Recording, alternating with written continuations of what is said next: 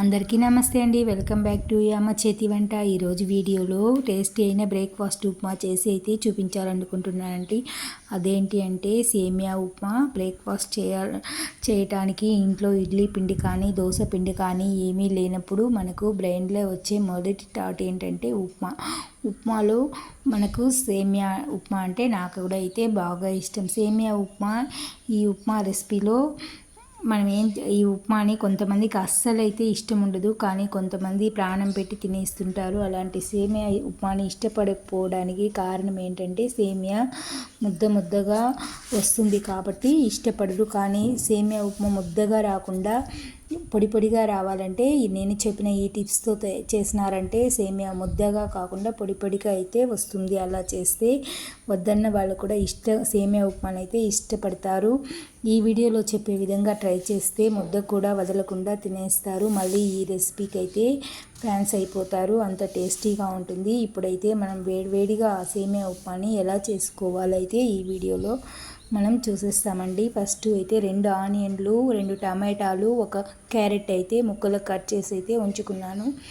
Oil వేసి ఆవాలు చిటపటలాడిన తర్వాత పోపు గింజలన్నీ వేసి పచ్చిమిర్చి వేసి 1 సెకండ్ వేగిన తర్వాత మనం కట్ చేసుకున్న ఆనియన్ అయితే వేసి ఆనియన్ బాగా ఫ్రై అయిన తర్వాత అందులో టమాటా ముక్కలు, క్యారెట్ ముక్కలు అయితే వేసి బాగా ఉడికించుకోవాలి. ఇందులో నేను వాడే రెసిపీ ఏంటంటే హెల్తీకి మనం క్యారెట్ని అయితే చిన్నపిల్లలకి ఇస్తే ఇష్టంగా తినరు, కాబట్టి మనం ఇక్కడ వంటల్లో వేసి క్యారెట్ని పిల్లలకి బాగా ఉడికించిన తర్వాత దీన్ని తినటం వల్ల వాళ్ళకైతే హెల్తీ ఫుడ్ అయితే అందుతుంది. అందువల్ల అయితే ఇక్కడ నేను 2 టమాటాలు టేస్టీ కోసం, హెల్తీ కోసం అయితే 1 క్యారెట్ని కట్ చేసి ముక్కలుగా వేసుకొని ఫ్రై చేసుకుంటాను. ఈ విధంగా దీనిపైన మూత పెట్టి అయితే ఒక 5 మినిట్స్ సిమ్లో ఉంచినామంటే దీనికి తగినంత సాల్ట్ అయితే వేసుకొని ఉంచినామంటే కరెక్ట్గా మనం 5 మినిట్స్లో టమాటాలు, క్యారెట్ ముక్కలు అయితే బాగా ఉడికిపోతాయి. మెత్తగా ఎక్కడ కరకరలాకుండా మెత్తగా అయితే ఉడికిపోతాయి. ఇప్పుడు మనం మూత పెట్టి అయితే ఉడికించుకున్నాం. ఇవి తీసే కొద్దికి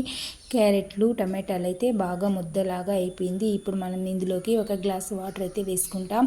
ఇందులోకి వాటర్ అయితే కొంచెంగా వేసుకోవాలి, ఎందుకంటే టమాటాల్లో వాటర్ ఉంది, క్యారెట్లోనూ వాటర్ ఉంది కాబట్టి మనం ఇక కొంచెం వాటర్ వేసుకుంటే సేమియా ఎక్కువైనా కూడా ఆ వాటర్నే పీల్చేసుకుంటుంది.